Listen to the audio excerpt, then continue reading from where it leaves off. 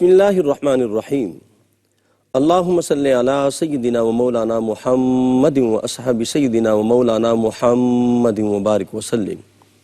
السلام علیکم ورحمۃ اللہ وبرکاتہ۔ انتہائی محترم ناظرین کرام، ARYQ ٹی وی پر حیات صحابہ رضی اللہ تعالی عنہم کے بابرکت پروگرام میں میں ہوں آپ کا میزبان قاری محمد یونس قادری۔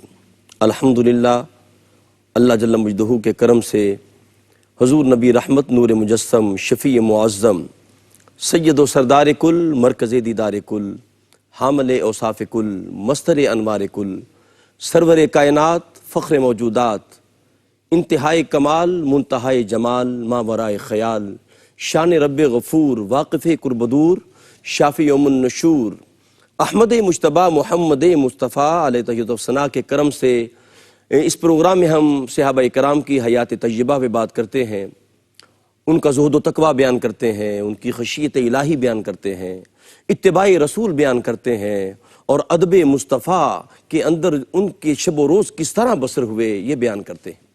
سامعین محترم، آج ہم جس عظیم صحابی رسول کا ذکر کرنے لگے ہیں وہ مراد مصطفیٰ کے بھائی ہیں، وہ مراد مصطفیٰ جنہیں کریم آقا علیہ السلام نے مانگ کے لیا ہے، وہ مراد مصطفیٰ جن کے بارے میں میرے کریم آقا نے فرمایا میرے بعد کوئی نبی ہوتا تو عمر ہوتا، وہ مراد مصطفیٰ کریم آقا علیہ السلام نے فرمایا کہ جس کے نام سے شیطان بھاگ جاتا ہے، جس کے راستے میں شیطان حائل نہیں ہوتا، وہ عمر فاروق رضی اللہ تعالیٰ عنہ قربان جاؤں جن کی خواہش دربار مصطفیٰ میں جاتی تو رب کائنات خواہش مصطفیٰ پر قرآن کا نزول فرما دیتا۔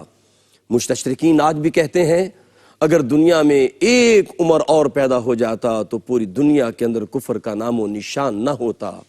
آج ہم وہی عمر فاروق رضی اللہ تعالیٰ عنہ جو 26 لاکھ مربع میل کے حاکم بنے، جو جسموں پہ حکومت نہیں کرتے تھے بلکہ جن کی حکومت دلوں پہ تھی، جن کی حکومت دریاؤں پہ تھی، ہواؤں پہ تھی، ان کے برادر محترم کا ہم نے ذکر کرنا ہے جو کہ عمر فاروق رضی اللہ تعالیٰ عنہ کے بھائی ہیں، حضرت زید بن خطاب رضی اللہ تعالیٰ عنہ، جن کے بارے میں سیدنا عمر فاروق فرمایا کرتے تھے، فرماتے تھے کہ وہ مجھ سے سبقت لے گیا، وہ مجھ سے بازی لے گیا، فرمایا کرتے تھے وہ ایمان میں قبول اسلام کے اندر بھی مجھ سے بازی لے گیا اور شہادت کے اندر بھی مجھ سے وہ بازی لے گیا۔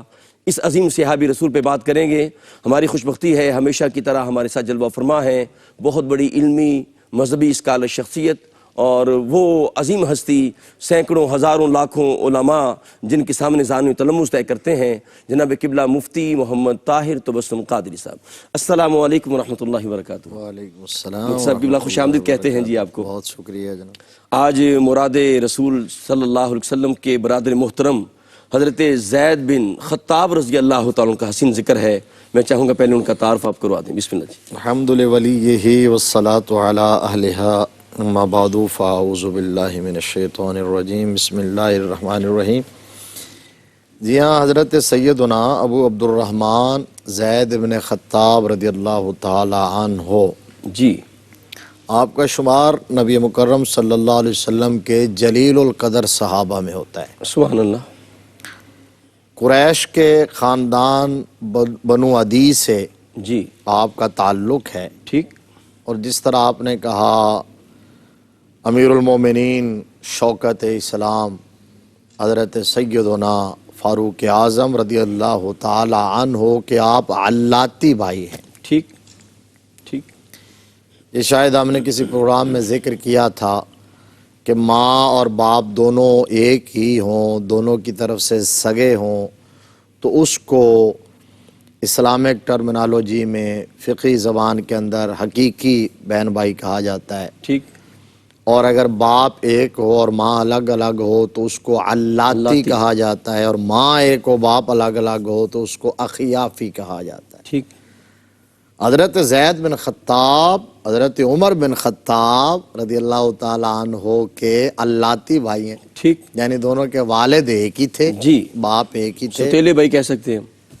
ہاں، سوتیلے ماں کی طرف سے سوتیلے بھائی ہیں، تو اسی کو ہمارے عرف میں سوتیلا بھائی ہی کہا جاتا ہے۔ جی ٹھیک، تو باپ ان کے خطاب ہیں اور ماں دونوں کی الگ الگ ہے۔ حضرت زید کی والدہ جو ہیں ان کا نام اسما بنت وہب ہے اور ان کا تعلق بنو اسد سے ہے۔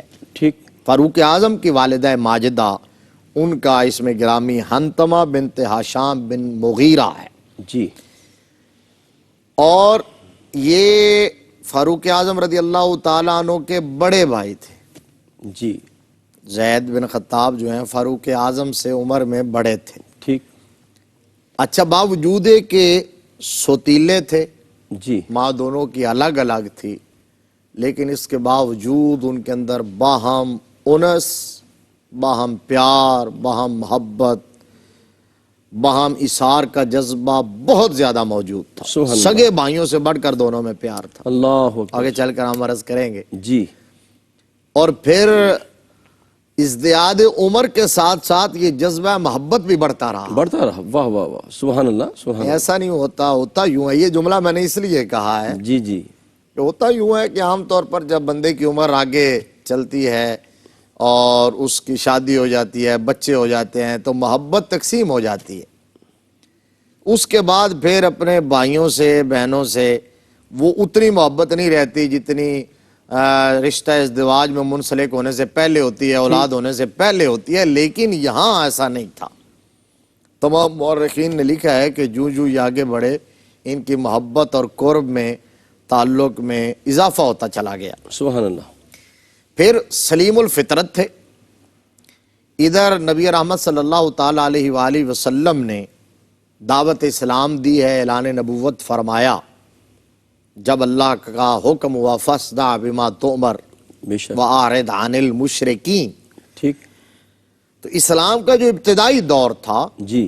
خاص طور پر پہلے 3 سال جو تھے، جس کے اندر تو بالکل انگلیوں پہ گنے جاتے تھے وہ لوگ، اللہ اکبر۔ اور چھپ کر عبادت کرتے تھے۔ دار ارقم کے اندر نبی رحمت صلی اللہ علیہ وسلم تشریف فرما تھے، جی۔ وہاں خفیہ طور پر آنا جانا ہوتا تھا۔ ابتدائی 3 جو سال تھے وہ بہت کروشل ٹائم تھا، اور اسی کے اندر حضرت زید بن خطاب رضی اللہ تعالیٰ عنہ کو حضور صلی اللہ علیہ وسلم کی غلامی میں آنے کا شرف ملا ہے، ٹھیک۔ مشکلات کے باوجود۔ اللہ اکبر۔ یہ دور ہے جس دور میں شعوری طور پر یہ راستہ چننا اللہ اکبر۔ اور اس راہ پہ چلنا، یہاں وہ شعر فٹ ہوتا ہے کہ شہادت گہے الفت میں قدم رکھنا۔ قدم رکھنا ہے۔ لوگ آسان سمجھتے ہیں مسلمان ہونا، اللہ۔ اس دور میں کیفیت یہ تھی۔ ٹھیک۔ پھر اس وجہ سے اللہ تبارک و تعالیٰ نے ان کے لیے انعام بھی اسی طرح کا رکھا ہے۔ والسابقون الاولون سبحان اللہ۔ من المہاجرین والانصار والذین اتبعوہم باحسان رضی اللہ عنہم ورضوا عنہ۔ اللہ اکبر۔ واہ واہ واہ۔ فرمایا مہاجرین و انصار میں سے جو سابقین اولین ہیں، جی۔ جو سب سے پہلے آئے یا ان کے بعد آئے، جو مشکل ٹائم میں آئے، کٹھن دور کے اندر آئے، جی۔ جب دین کو ضرورت تھی، اسلام کو ضرورت تھی، بانی اسلام صلی اللہ علیہ وسلم کو ضرورت تھی، اس دور میں جو آئے، تو میرا رب فرماتا ہے کہ اللہ ان سے راضی ہو گیا۔ اللہ اکبر۔ اللہ راضی ہو گیا ہے، ورضوا عنہ، اور وہ بھی اللہ سے راضی ہو گئے، سبحان اللہ، سبحان اللہ۔ وہ بھی اللہ سے راضی اور ہے۔ مفتی صاحب قرآن پاک میں ایک اور مقام پہ رب کائنات فرماتے ہیں کہ والذین ہاجروا من بعد ما ظلموا لنبوینہم فی الدنیا حسنہ۔ جی سبحان۔ فرمایا کہ جن لوگوں نے ہجرت کی ظلم سہنے کے بعد ان کے لیے بہترین ٹھکانہ بے ہے۔ شک بے شک، یہ ہے یہ چیز۔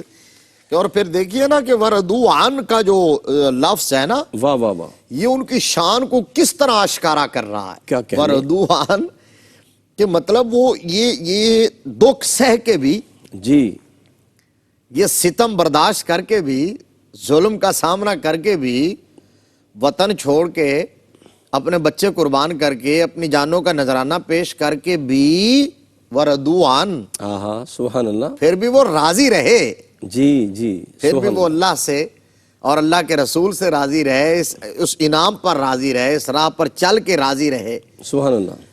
آپ نے اس دور کے اندر حضور صلی اللہ علیہ وسلم کی غلامی اختیار کی، اور پھر آپ کو دوسرا شرف ایمان لانے کے بعد قرآن پاک نے جہاں بھی ذکر کیا تو آمنو کے بعد ہاجرو کہا، سبحان اللہ۔ آمنو کے بعد ہاجرو کہا، اور یہ ہجرت بہت بڑا عمل ہے اسلام کے اندر، ٹھیک، بہت بڑا مقام ہے ہجرت کا۔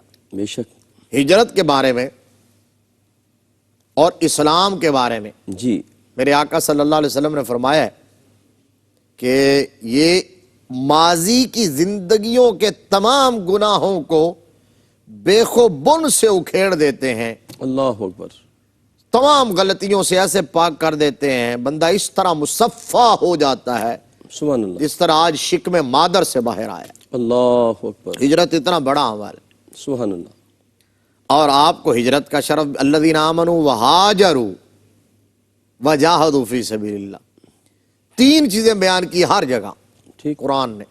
صحابہ اکرام رضوان اللہ علیہ مجمعین کے بارے میں جہاں ان کی تحسین فرمائی، جہاں اپریسیشن دی ہے، جہاں ان کے انعامات کا ذکر کیا ہے، جہاں ان کی قربانیوں کا تذکرہ کیا، ان کی شہادتوں کا۔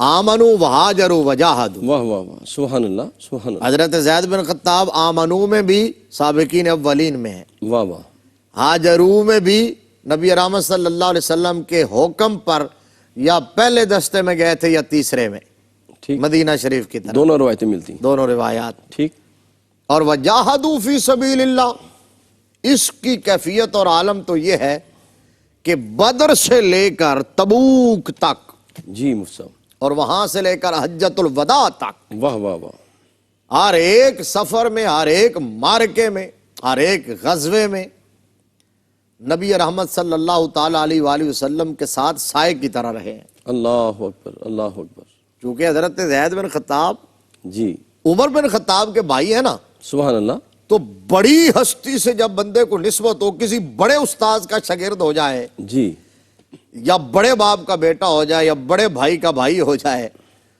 تو یہ بھی ذرا اس کے تذکرے کو دبا دیتی ہے۔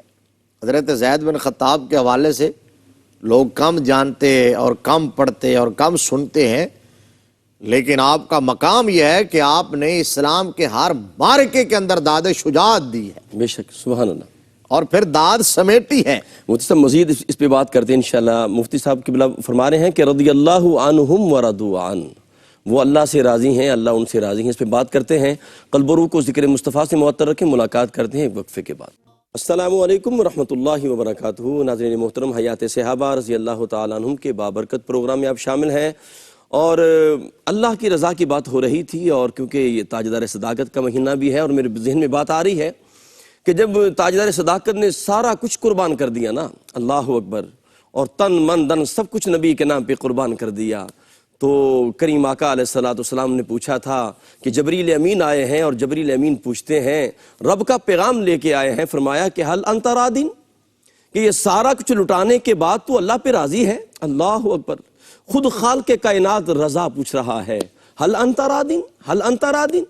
تو تاجدار صداقت نے ہزاروں کتار رو پڑے اور عرض کی کہ یہ تن من دن سب کچھ آپ کا ہے، انا راضٍ، انا راضٍ، میں اللہ پہ راضی ہوں، میں اللہ پہ راضی ہوں۔ جی مفتی صاحب، بات آپ کر رہے تھے تو میں نے کہا ذکر جی ہاں، بہت اہم بات کہ یہ ہمیشہ راضی رہے، سبحان اللہ، یہ بڑی بات ہوتی ہے۔ جی، رضا، راضی بر رضا رہنا، واہ واہ واہ، وہ راہ وفا میں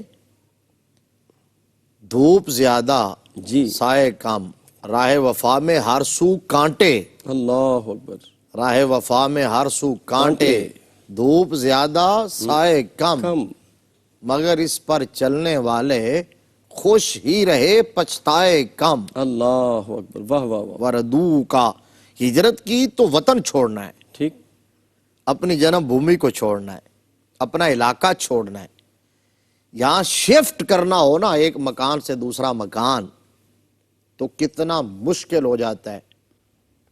کل ایک دوست کے پاس میں کام کے لیے گیا، جی، تو میں نے کہا آج کل رہائش کہاں ہے؟ تو کہتے ہیں کہ جی اب میں اقبال ٹاؤن میں آ گیا ہوں۔ ویسے آوان ٹاؤن چھوڑنا مجھے بڑا مشکل ہو رہا تھا۔ میں نے کہا کیوں؟ کہنے لگا جی میرا باپ مرتے ہوئے وصیت کر کے گیا تھا کہ میری ساری زندگی یہاں گزری ہے، یہ علاقہ تو میں نے نہیں چھوڑنا۔ اللہ اکبر، اب اندازہ لگا لیں، یادیں وابستہ ہوتی ہیں، یادیں وابستہ ہوتی ہیں، اس کے در و دیوار سے بندہ مانوس ہوتا ہے، علاقے سے مانوس ہوتا ہے۔ آپ نے ہجرت کی نبی رحمت صلی اللہ علیہ وسلم کے حکم پر، اور ہجرت کر کے آپ قباء میں پہنچے، وہاں حضرت رفاعہ بن عبد المنذر جی، رضی اللہ تعالی عنہ کے ہاں قیام کیا، ان کے مہمان بنے، انہوں نے خاطر مدارات کی. نبی رحمت صلی اللہ علیہ وسلم کی آمد ہو گئی.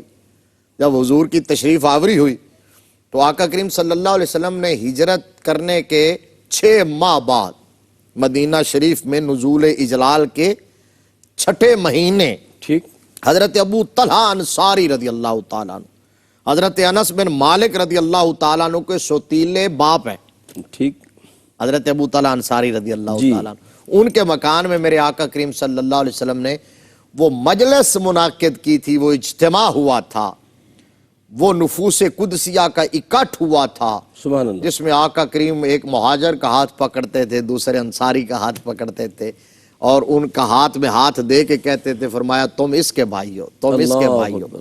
واہ واہ. جس کو عقد مواخات کہتے ہیں. سبحان اللہ. تو آقا کریم صلی اللہ علیہ وسلم نے جب عقد مواخات قائم فرمایا تو اس میں حضرت زید بن خطاب رضی اللہ تعالیٰ عنہ کو حضرت مان بن عدی اجلانی انصاری رضی اللہ تعالیٰ عنہ، حضرت مان بن عدی عجلانی انصاری رضی اللہ تعالیٰ عنہ کا بھائی بنایا. سبحان اللہ.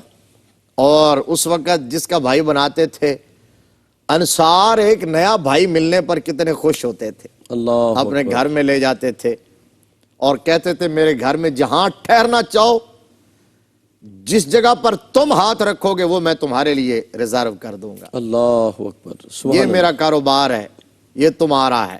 ایون کہ یہاں تک انصار نے کہا ایمانی جذبہ کیا ہوتا ہے، جی. حضور کی غلامی کا رشتہ کیا ہے. علامہ اقبال نے ایک بات کہی ہے اور کمال کر دی ہے. کہا کہ دل بمحبوب حجازی بستائیں، سبحان اللہ. زی جہت با یک دیگر پیوستائیں. اللہ اکبر. واہ واہ واہ. یہ سبحان جو اللہ. بات ہے نا، کہا کہ ہم نے تو دل محبوب حجازی کو دے دیا، جی بے شک. اور محبوب حجازی کو جو دل دیا ہے یہ وہ جہت ہے جو ہمیں ایک دوسرے سے پیوستہ کر دیتی ہے، پرو دیتی ہے، جی. جوڑ دیتی ہے. ٹھیک ٹھیک. یہ ایک ایسا رشتہ اور ناتا جو حضور کی غلامی کا رشتہ، یہ تمام رشتوں سے مضبوط رشتہ مضبوط ہے، ہے. جی بے شک. تمام سے فائق ہے، تمام سے حسین ہے، تمام سے سنہری رشتہ ہے. بے شک بے شک. کوئی یہ رشتہ قائم کر کے دیکھے، اور میں نے دیکھے ہیں ایسے لوگ. جی. تو اب یہ رشتہ ان کے ساتھ قائم ہو گیا. تو وہ یہ کہتے تھے جو صحابہ اکرام کہ جس کی بیویاں ایک سے زائد ہوتی تھی، کہتے تھے جس بیوی کو چاہو میں اس کو طلاق دے دیتا ہوں، تو مجھ سے نکاح کر. اللہ اکبر. اللہ اکبر. اچھا، کاروبار کے حوالے سے بھی یہی کہا. لیکن پھر جو مہاجر تھے ان کا آپ انداز دیکھیں، آقا کریم صلی اللہ علیہ وسلم کی تربیت دیکھیں، حضور کی صحبت میں بیٹھنے والوں کی فکر دیکھیں، سبحان ان اللہ. کی اپروچ دیکھیں کہ وہ کسی پر ڈیپینڈ کرنے کے بجائے واہ واہ. انہوں نے یہی کہا کہ آپ کا ہمارے اوپر صرف اتنا ہی احسان ہوگا کہ ہمیں مدینے کے بازار کا راستہ دکھا کیا دو. کہنے. سبحان اللہ سبحان اللہ. بہت خوبصورت. ناظرین محترم دیکھیں، یہ ہے جذبہ اصحاب رسول صلی اللہ علیہ وآلہ وسلم کے اندر کہ وہ شہادت کے لیے تڑپتے تھے، مچلتے تھے. اور کریم آقا علیہ السلام نے کا فرمان علی شان ہے کہ جس کے اندر شہادت کا جذبہ نہیں ہے، تمنا نہیں ہے، تو اس کے اندر نفاق کا ایک حصہ موجود ہے. اس لیے دعاؤں میں یہ دعا شامل کرنی چاہیے کہ خالق کائنات ہمیں شہادت کی موت عطا فرما یا مدینہ پاک کی موت عطا فرما. میرے ساتھ رہیے، قلب و روح کو ذکر مصطفیٰ سے معطر رکھیں. ملاقات کرتے ہیں ایک وقفے کے بعد. السلام علیکم ورحمۃ اللہ وبرکاتہ. ناظرین محترم، حیات صحابہ رضی اللہ تعالیٰ عنہم کے بابرکت پروگرام میں آپ شامل ہیں، اور ہماری خوشبختی ہے ہمارے ساتھ جلوہ فرما ہیں عالم اسلام کے عظیم مفتی جناب مفتی محمد طاہر تبسم قادری صاحب. حضور قبلہ مفتی صاحب نے حضرت زید بن خطاب رضی اللہ تعالیٰ عنہ کا حسین ذکر کیا، پھر ان کی مواخات کا ذکر کیا. مواخات کا ذکر ہوا تو میرے ذہن میں حضرت علی کی مواخات آ گئی ہے. قربان جاؤں، کریم آقا علیہ السلام نے سب کی جب مواخات کر دی تو حضرت علی کرم اللہ وجہ الکریم تنہا رہ گئے. تو آپ کی آنکھوں میں آنسو آ گئے، روتے ہوئے دربار مصطفیٰ میں آئے. یا رسول اللہ، مجھ سے کیا غلطی ہوئی ہے؟ آپ نے سب کی مواخات کر دی، سب کو قوت کے رشتے میں باندھ دیا ہے، اور مجھے کسی کا بھائی نہیں بنایا. اللہ اکبر. قربان جاؤں، کیا عظمت ہے مولا کائنات کی. تو میرے کریم آقا نے فرمایا، علی تو پریشان کیوں ہوتا ہے؟ ان کی مواخات میں نے دنیا میں کر دی ہے. یا علی انت اخی فی الدنیا والآخرہ، تو دنیا اور آخرت دونوں کے اندر تو میرا بھائی ہے۔ اللہ اکبر۔ مفتی صاحب سیدنا زید بن خطاب رضی اللہ تعالیٰ عنہ، ان کا ناموس رسالت کے حوالے سے، ختم نبوت کے حوالے سے بھی ایک بہت بڑا کردار ہے، میں چاہوں اس جانب بھی ذرا آپ اشارہ فرمائیے گا۔ جی بالکل، نبی رحمت صلی اللہ تعالیٰ علیہ وآلہ وسلم کے ظاہری دنیا سے پردہ فرمانے کے بعد جی جب سیدنا صدیق اکبر رضی اللہ تعالیٰ عنہ آقا کریم صلی اللہ علیہ وسلم کے جانشین بنتے ہیں اور زمام اقتدار ریاست کا انتظام انصرام آپ کے سپرد ہوتا ہے، دور صدیقی کا آغاز جب ہوتا ہے جی تو اس وقت فتنوں کا ایک طوفان بپا ہو جاتا ہے، ٹھیک، ارتداد کے فتنے اور مانعین زکوٰۃ کا فتنہ، ہر طرف شعلے بھڑک رہے تھے۔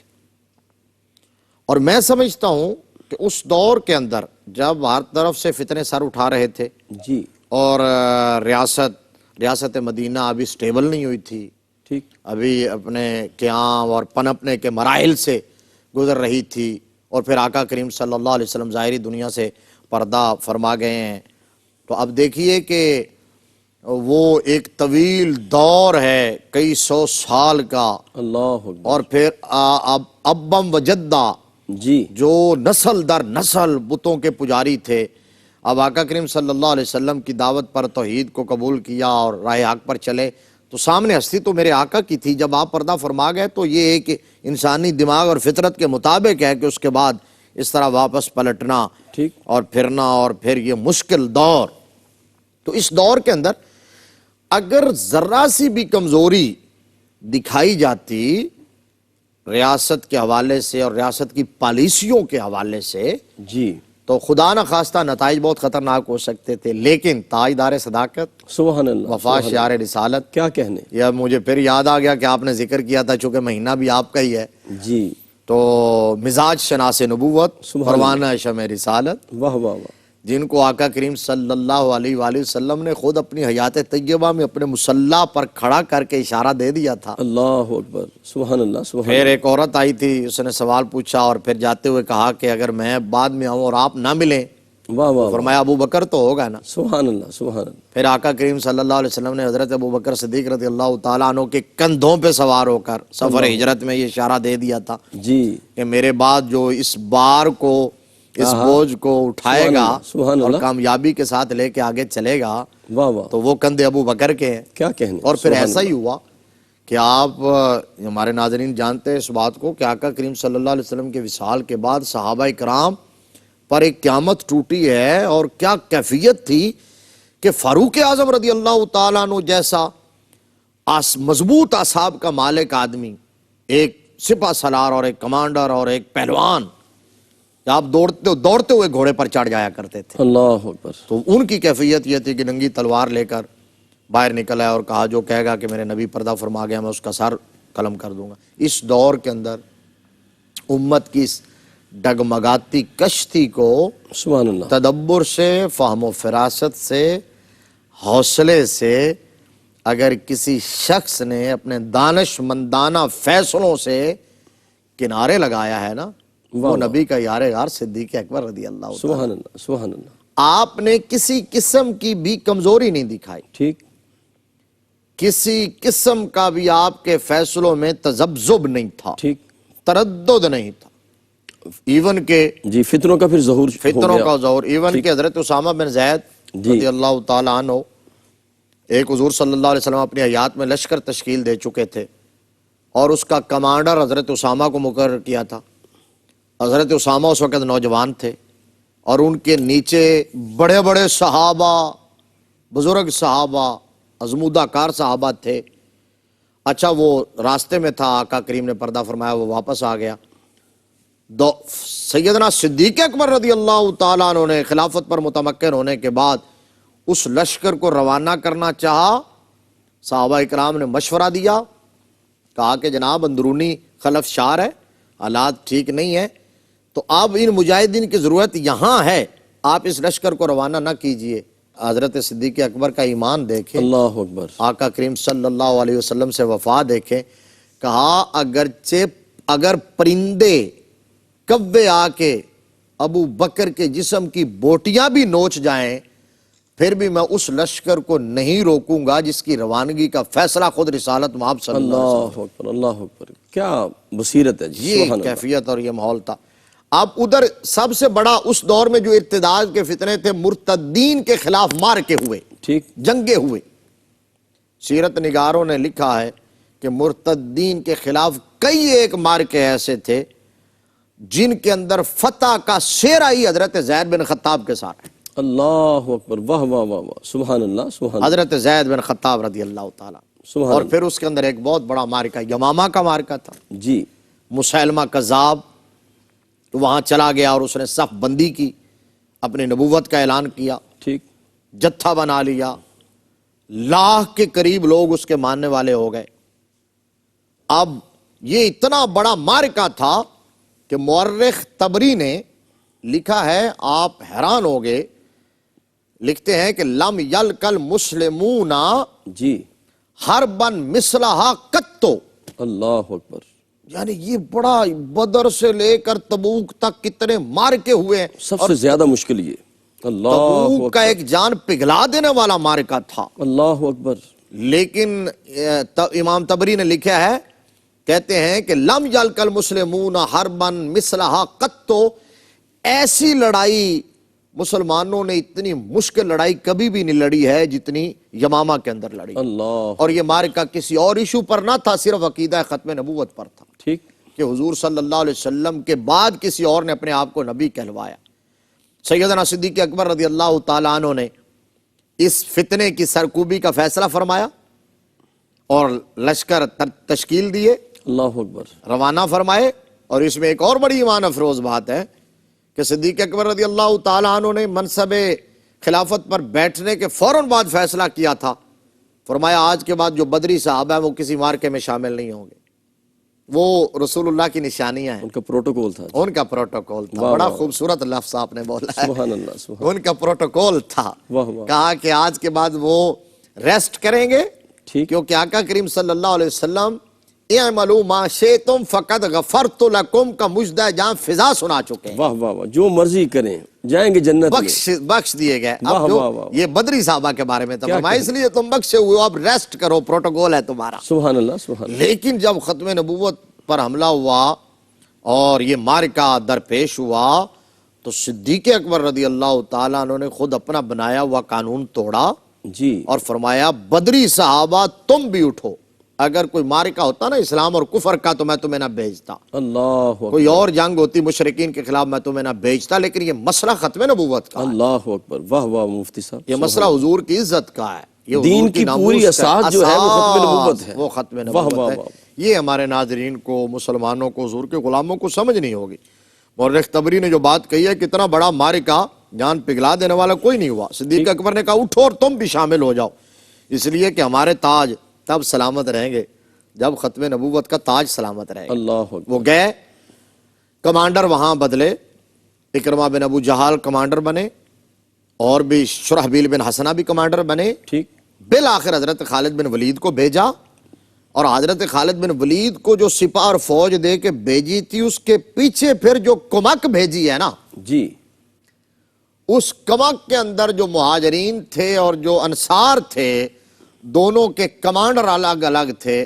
انصار کے کمانڈر ثابت بن قیس تھے اور مہاجرین کے سپہ سالار حضرت زید بن خطاب رضی اللہ عنہ۔ واہ واہ واہ، سبحان اللہ، سبحان اللہ، مہاجرین کے سپہ سالار ٹھیک، حضرت زید بن خطاب رضی اللہ تعالیٰ عنہ، اس مارکے کے اندر بھی آپ ایز اے کمانڈر شامل ہوئے، اور جب پہنچے تو ایک مقام پر یمامہ کے قریب اقربا ایک مقام تھا، اقربا، جی، حضرت خالد بن ولید تو یمامہ میں ہے، اقربا کے مقام پر مڈ بھیڑ ہو گئی مسیلمیوں سے، ختم نبوت کے غداروں سے، ٹھیک، مسیلمہ کے چیلوں سے اور شیطانوں سے، ان سے مڈ بھیڑ ہو گئی۔ وہ تقریباً 40,000 تھے یہاں، اور ادھر جو کمک جا رہی تھی حضرت ثابت بن قیس اور حضرت زید بن خطاب کی قیادت میں وہ صرف 10,000 تھے۔ جی، وہاں جو لڑائی ہوئی نا، ٹھیک، اس کے اندر جو بات ہے، حضرت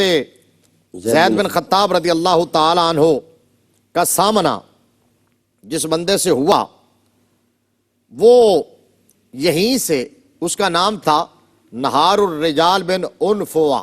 ٹھیک. یہ حضور کی بارگاہ میں رہا، مسلمان ہو کر آیا تھا، حضور سے دین کی تعلیم حاصل کی، احکام سیکھے. سرکار نے مبلغ بنا کے یمامہ بھیجا اور وہاں جا کے یہ مرتد ہو گیا، بے ایمان ہو گیا، مسیلمہ کے ساتھ مل گیا. اور مسیلمہ کو وہاں جا کے اس نے جھوٹ بولا کہ نبی رحمت صلی اللہ علیہ وسلم نے یہ کہا ہے کہ مسیلمہ نبوت میں میرا شریک ہے. استغفر اللہ. چونکہ یہ یہاں رہا تھا اس لیے لوگوں نے اعتماد کیا اور بہت سارے لوگ مسلمہ گمراہ ہو گئے لوگ. گمراہ ہو گیا. اب نکلا نا، ادھر سے للکارتا ہوا پکارتا ہوا آیا، ٹھیک. اور ادھر محمدی کچھار کا شیر آہا. عمر بن خطاب کا بھائی زید ابن خطاب آیا. سبحان اللہ. حالانکہ وہ بڑا آزمودہ کار پہلوان تھا، شاہ سوار تھا، نیزہ باز اور تلوار کا دھنی تھا، لیکن اس نے بڑے جتن کیے. جی. ادھر تیاری تھی، ادھر محمد کریم کی وفاداری تھی، شوق شہادت تھا، جذبہ جہاد تھا. حضرت زید بن خطاب نے وار کیا اور کام تمام کر کے رکھ دیا. اللہ اکبر. پھر اسی مارکے میں حضرت زید بن خطاب شہید ہوئے. جی. آخری جملہ میرا یہ ہے، بسم اللہ. بسم اللہ. شہید ہوئے. اور فاروق اعظم کو جب خبر ملی تو زاروں قطار رونے لگے، اور یہاں کہا تھا کہ میرا بھائی خطاب دو چیزوں میں مجھ سے سبقت لے گیا واہ ہے، واہ واہ واہ. اسلام میں بھی سبقت لے گیا ہے، شہادت میں بھی سبقت سبحان لے اللہ. گیا ہے. بہت شکریہ قبلہ مفتی صاحب، اللہ آپ کو سلامت رکھے. ناظرین محترم، اپنے میزبان قاری محمد یونس قادری کو اجازت دیجیے. السلام علیکم ورحمۃ اللہ وبرکاتہ.